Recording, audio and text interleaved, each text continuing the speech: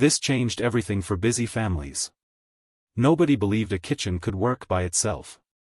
The automatic breakfast machine was meant to rise with the sun. Workers at General Electric drew the first sketches in 1953.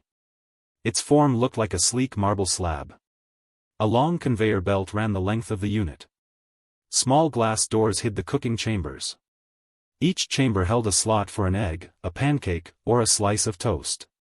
The machine used heat coils, that means it cooked with glowing metal wires. It also used a little steam jet to brew coffee. The function was simple: press a button, and the belt moved food into place. Then sensors measured time and temperature.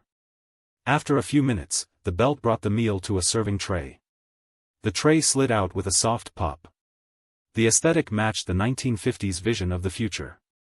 Chrome edges caught the light like a mirror. Curved lines suggested speed and ease. Bright pastel accents gave it a friendly feel. The designers called it the breakfast butler. They hoped it would free mothers from early morning chores. Advertising showed happy families gathering around the machine. The story also told of tiny robots humming inside. Those bots were meant to flip pancakes automatically.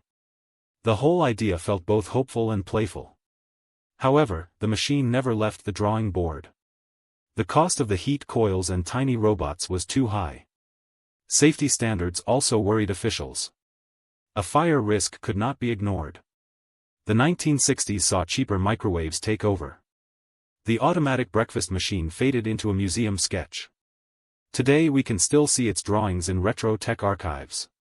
It remains a symbol of bold optimism and daring design. If it existed, mornings would feel like a scene from a sci-fi film.